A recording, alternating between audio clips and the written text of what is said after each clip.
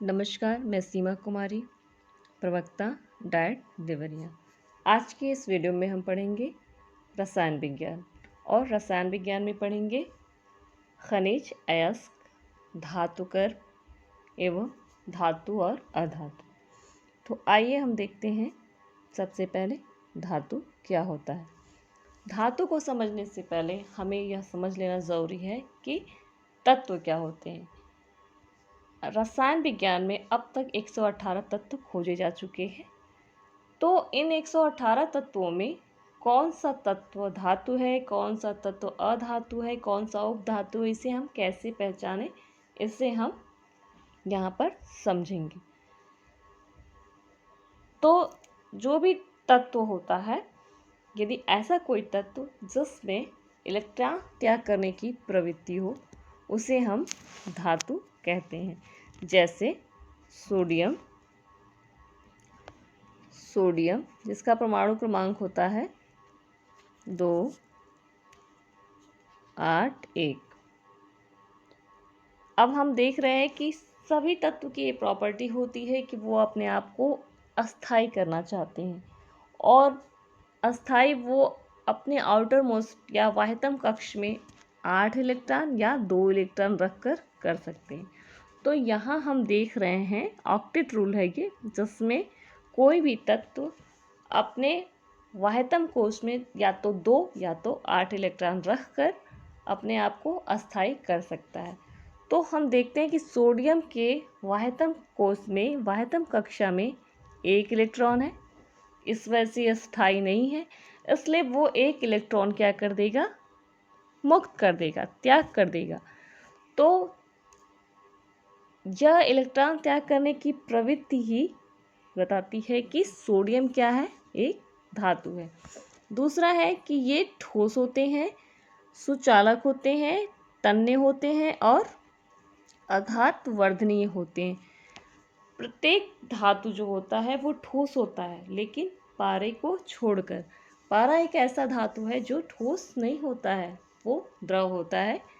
जो आप थर्मामीटर में देखते हैं उसके अंदर पारा भरा होता है, जिससे आपका फीवर नापा जाता है, जिससे पारा ऊपर चढ़ता है, तो वो लिक्विड होता है, लेकिन होता वो धातु है। और ये विद्युत के सुचालक होते हैं, यानी कि इसमें करंट फ्लो करता है। और ये तन्य होते हैं, मीन्स यदि हम किसी धातु को खींचते हैं तो वो तार जैसा हो जाता है। तो इस गुण को हम कहते हैं कि कोई धातु तन्य है, कोई एलिमेंट यदि तन्य है तो वो धातु हुआ। और आघात वर्धनीय, यदि हम किसी धातु को लेते हैं और उसको हम हथौड़े से पीटते हैं तो वो चपटा होता चला जाता है, चादर जैसा होता चला जाता है, इसलिए हम इसको कहते हैं कि ये आघात वर्धनीय है। तो जिस भी तत्व में ये सभी प्रॉपर्टीज़ पाई जाती हैं तो हम कहते हैं कि वो तत्व क्या है, वो तत्व एक धातु है। और धातु की एक और विशेषता होती है कि इसके जो घनत्व होते हैं वो अधिक होते हैं और इनके गलनांक भी अधिक होते हैं और ये ध्वनि उत्पन्न करते हैं। यदि किसी तत्व को हम ज़मीन पर गिराते हैं या फिर टकराते हैं आपस में, तो वो ध्वनि उत्पन्न करते हैं। लकड़ी को लकड़ी से करते हैं तो ध्वनि उत्पन्न नहीं होता है, लेकिन धातु को धातु से ही कर दें या फिर धातु फर्श पे गिरती है तो वहाँ ध्वनि उत्पन्न होती है। अब देखते हैं अधातु क्या होता है। अधातु में धातु के जस्ट अपोजिट गुण होते हैं, जैसा कि वो इलेक्ट्रॉन त्याग करने की प्रवृत्ति, ग्रहण करने की प्रवृत्ति रखता है। और धातु को आप देखे थे वो त्याग करने की प्रवृत्ति रख रहा था, जबकि ये इलेक्ट्रॉन ग्रहण करने की प्रवृत्ति रख रहा है।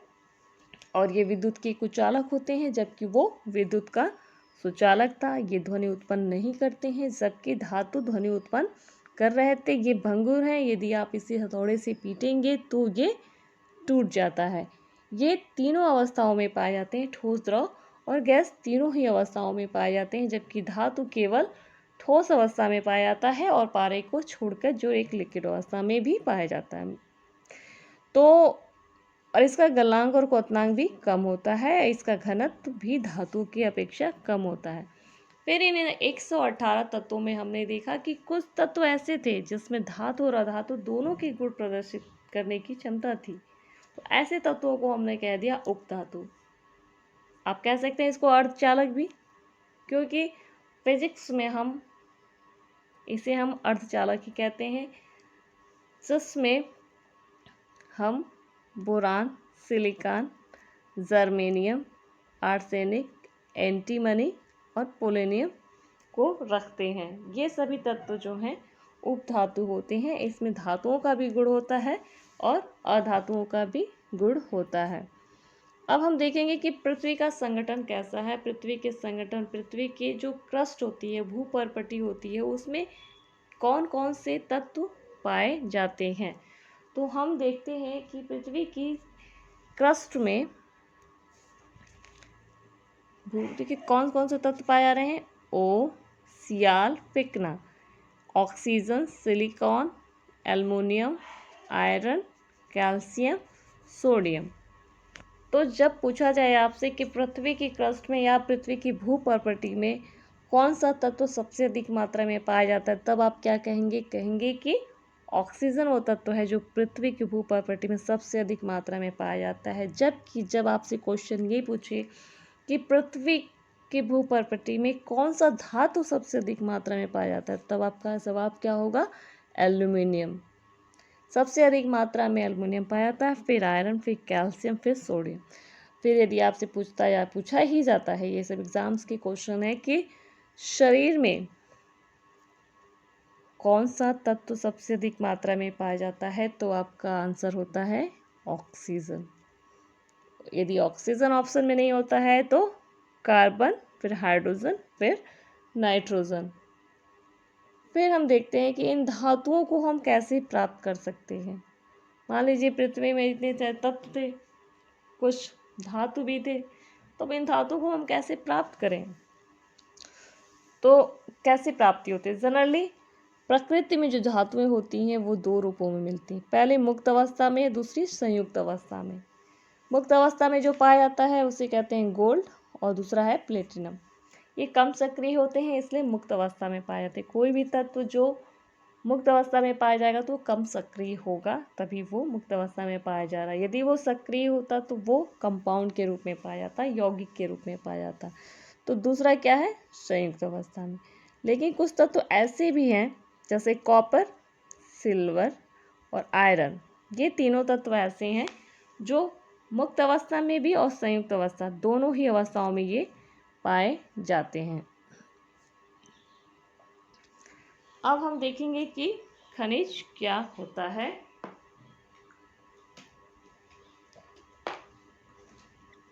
खनिज पृथ्वी की भूपर्पटी से धातु और उसके यौगिक पृथ्वी में जिस रूप में मिलते हैं उसे हम खनिज कहते हैं। यानी कि पृथ्वी के सतह की हमने खुदाई की, तो हमने खोद के निकाला, तो धातु और उसके यौगिक जिस रूप में बस एज इट इज जैसे मिल रहे हैं उसको हम कह दिए खनिज। फिर अयस्क किसे कहेंगे। ऐसे खनिज जिनसे धातु का निकालना आर्थिक रूप से लाभदायक होता है उसको हम अयस्क कहते हैं। क्योंकि जितने भी खनिज होते हैं उनसे अयस्क नहीं निकाला जा सकता, क्योंकि जिनसे अयस्क निकालना लाभदायक हो, कम खर्चे में निकल जाए, उसे हम अयस्क कहते हैं। यदि बहुत अधिक खर्चा लग जाता है और धातु बहुत कम मात्रा में निकलती है तो हम उसे अयस्क नहीं कह सकते हैं। दूसरा एक टर्म है आपका गैंग। प्राय देखा जाता है खनिजों में मिट्टी, कंकड़, पत्थर आदि व्यर्थ अपद्रव मिले रहते हैं। इन अपद्रव को ही हम गैंग या अधात्री कहते हैं।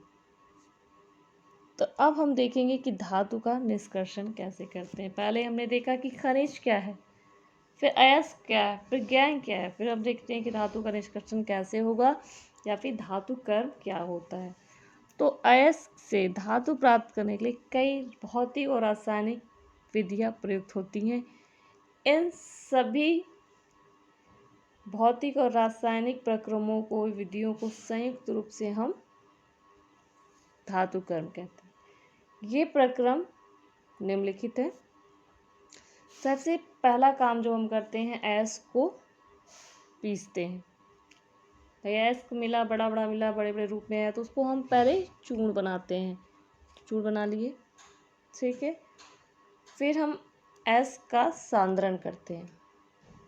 अयस्क का सांद्रण का मतलब होता है कि अयस्क को गैंग से पृथक कर रहे हैं। मीन्स अयस्क के अंदर जो मिट्टी कंकड़ पत्थर थे उसको हम अलग करते हैं।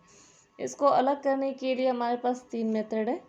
पहला है घनत्वीय पृथक्करण, दूसरा है फेन प्लवन विधि और तीसरा है चुंबकीय पृथक्करण। इसे हम आगे अभी पढ़ेंगे। तो यहाँ पहला मेथड है अयस्क का पीसना, दूसरा है अयस्क का सांद्रण और तीसरा है आपका निस्तापन, चौथा भर्जन क्रिया, पांचवा प्रगलन, छठा सिंटर क्रिया। तो अब हम देखते हैं कि अयस्क का जो हम सांद्रण करिए पूरे 6 स्टेप्स थे जिसमें हम धातु प्राप्त कर लेते हैं।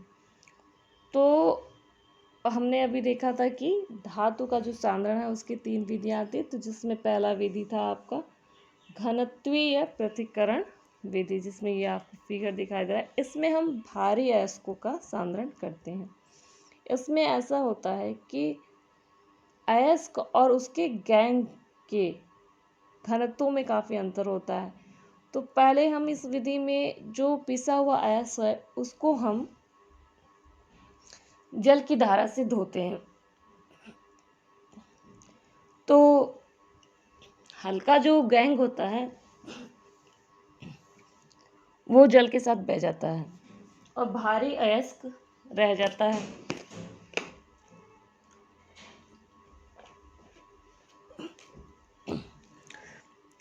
जैसा कि आप फिगर में देख रहे हैं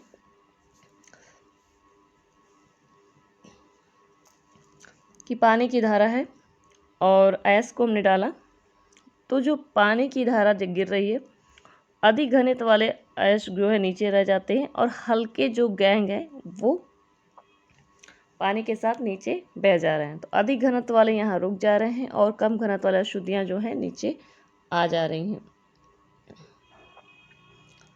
दूसरा है आपका फेन प्लवन विधि।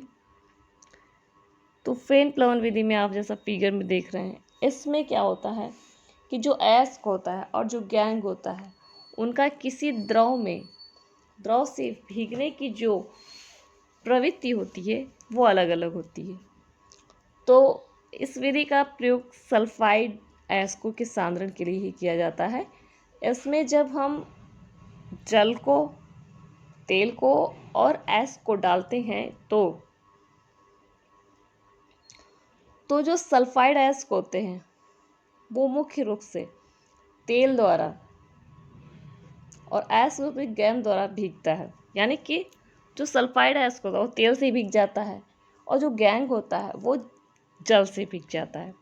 तो जो जल से भीग जाता है वो तो नीचे रह जाता है और जो तेल से भीगता है वो झाग के रूप में ऊपर आ जाता है। फिर हम इस झाग को वायु से सुखाकर इसको अलग कर लेते हैं। तीसरा है चुंबकीय पृथक्करण विधि। इसमें जो अयस्क होता है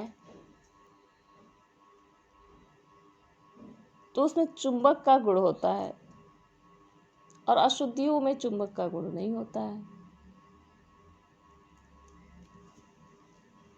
मान लीजिए जो अयस्क है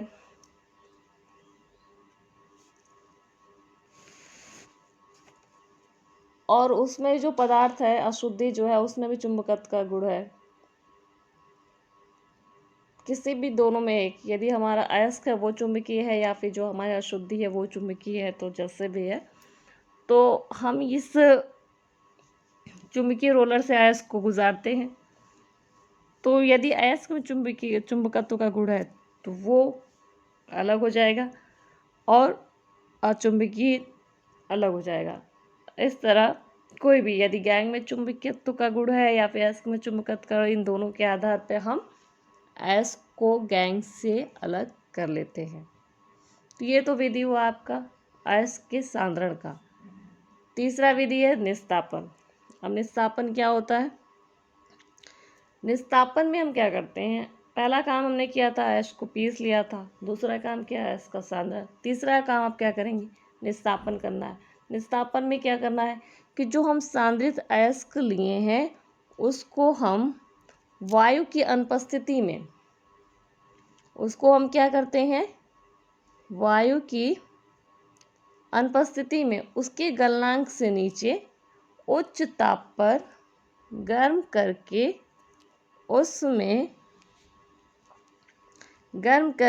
उसमें उपस्थित नमी हाइड्रेशन को निष्कासित कर धातु ऑक्साइड में बदलने की क्रिया निस्तापन कहलाती है। मीन्स आप निस्तापन कर रहे हैं तो सांद्रिक गैस को लेते हैं और उसको वायु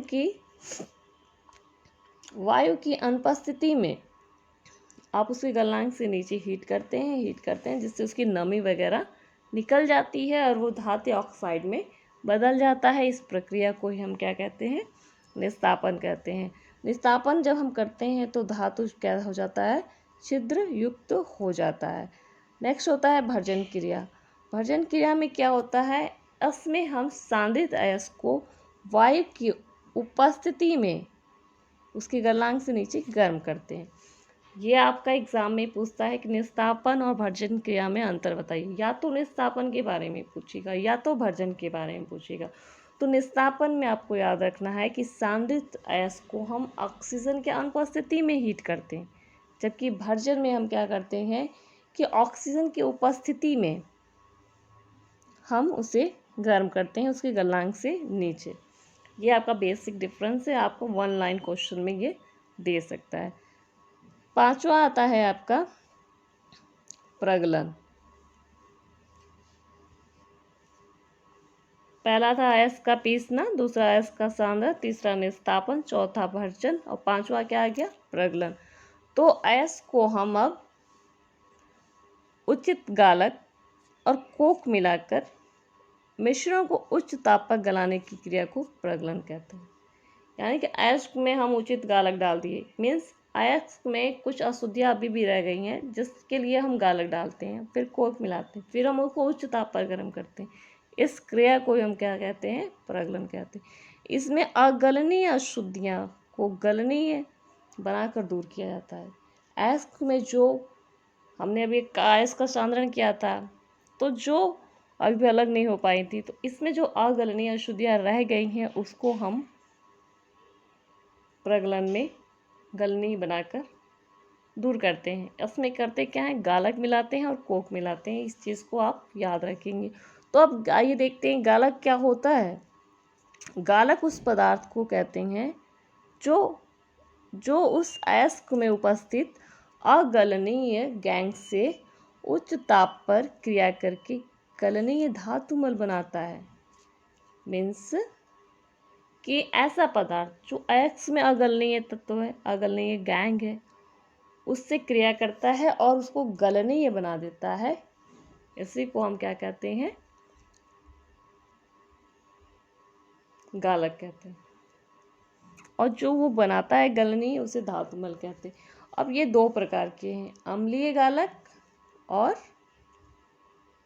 क्षारीय गालक। अम्लीय गालक यदि पूछता है कौन होता है तो सिलिका। यदि एग्जाम में पूछता है अम्लीय गालक का उदाहरण है तो सिलिका। दूसरा क्षारीय गालक लाइमस्टोन या कैल्शियम कार्बोनेट। यदि क्षारीय गालक के बारे में पूछता है तो आप एग्जाम्पल ये दे देंगे। दूसरा आता है पिग आयरन। पिग आयरन क्या होता है, इसको हम देखते हैं। पिग आयरन वात्य भट्टी से प्राप्त अशुद्ध लोहा को कच्चा लोहा या पिग आयरन कहते हैं। अभी आपको हम फिगर दिखाएंगे जिसमें आप देखेंगे कि क्या होता है कि वात्या भट्टी कैसी होती है, इसको दिखा देंगे। तो उससे जो अशुद्ध लोहा को कच्चा लोहा या पिग आयरन कहते हैं। कच्चे लोहे में 93% लोहा और 4 से 5% कार्बन और शेष सिलिका, फास्फोरस और सल्फर और मैग्नीज की अशुद्धियाँ होती हैं। अब इसका उपयोग किस में हम करते हैं, ढलवा लोहा बनाने में, पिटवा लोहा बनाने और इस्पात के निर्माण में करते हैं। ये आपका फिगर है, ये है वात्या भट्टी।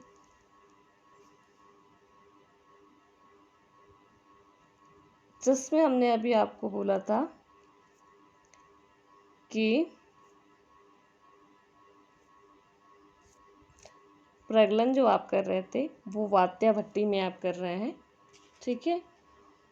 प्रगलन आप वात्या भट्टी में कर रहे थे, उसमें आपने गालक मिलाया तो हमने गालक को देख लिया। फिर पिगारण किसे कहते हैं, ये एग्जाम में पूछता है कि पिगारण किसे कहते हैं। तो वात्या भट्टी से जो कच्चा लोहा प्राप्त होता है उसी को हम कच्चा लोहा या अशुद्ध लोहा जो प्राप्त होता है उसी को हम क्या कहते हैं, कच्चा लोहा या पिगारण कहते हैं। ये आपकी वात्या भट्टी है जिसका टेम्परेचर ऊपर से नीचे बढ़ता जाता है। ऊपर से हम क्या कहते हैं, अयस्क को डालते हैं। और आपका एग्ज़ाम में वात्या भट्टी का फिगर भी पूछता है, इसे आप लोग देख लीजिएगा। और यहाँ पे जो हमने बताया पिघली हुई धातु, जो पिघली हुई धातु आई आपकी उसी को हमने क्या कहा था, पिगारण। और जो धातुमल जब हम गालक मिलाते हैं तो अगलनीय अशुद्धियाँ जो होती हैं गलनीय अशुद्धियों में बदल जाती हैं, तो उसको हम ऊपर से निकाल लेते हैं। उसके बाद नीचे क्या होता है, पिघली हुई धातु आती है। पिघली हुई धातु में भी थोड़ी बहुत अशुद्धियाँ होती हैं, तो उसी को हम कच्चा लोहा या पिग आयरन कहते हैं, ठीक है।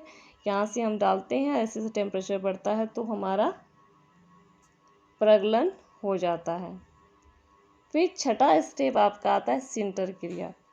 सिंटर क्रिया में क्या होता है, पदार्थ के छोटे छोटे कणों या टुकड़ों को बड़े टुकड़े में बनाना। जैसे ऐस हम करते हैं तो छोटे छोटे टुकड़े में पीसे ही लिए हैं, तो अब उसको हम बड़े टुकड़े में बनाते हैं। तो इसको जो बदलने की क्रिया होती है, छोटे छोटे टुकड़ों को बड़े बड़े टुकड़ों में बदलने की क्रिया को ही हम क्या कहते हैं, सिंटर क्रिया कहते हैं। सिंटर क्रिया कहते हैं। सेंटर हो चुका है, आप लोग इसे सही कर लेंगे, सिंटर, ठीक है। इस क्रिया में पदार्थ को गर्म करके आंशिक रूप से गलाया जाता है, जिससे छोटे छोटे कण एक दूसरे से मिलकर बड़े हो जाते हैं। इन पूरी प्रक्रियाओं के बाद जो अशुद्ध धातु प्राप्त होता है उसका हम शोधन करते हैं। इसके लिए कई विधियां प्रयुक्त की जाती हैं और इनकी जो विधियां होती हैं उसमें उपस्थित अशुद्धियों पर निर्भर करती हैं कि कौन सी विधि हमें प्रयोग करनी है।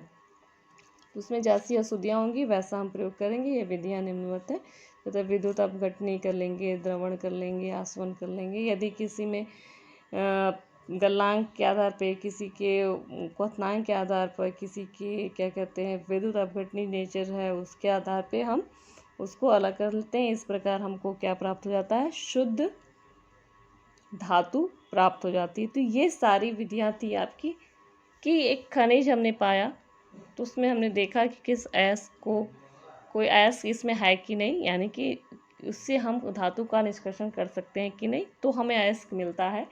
तो इस अयस्क से हम धातु प्राप्त करते हैं, जिसमें कई प्रक्रम थे, जैसे अयस्क का पीसना, अयस्क का सांद्रण, निस्तापन, भर्जन, प्रगलन और सिंटर क्रिया। फिर हम उसका शोधन कर देते हैं। शोधन के लिए ये 2-3 विधियां हैं, इन सब का हम प्रयोग करके शुद्ध धातु प्राप्त कर लेते हैं। एग्जाम में आपका गालक, पिगारण, वात्या भट्टी का फिगर, ये सभी चीज़ें पूछी जाती हैं, इसलिए आप इन सभी चीज़ों को तैयार कर लेंगे। इस तरह आपका यह जो चैप्टर था समाप्त होता है। आज के लिए बस इतना ही, धन्यवाद।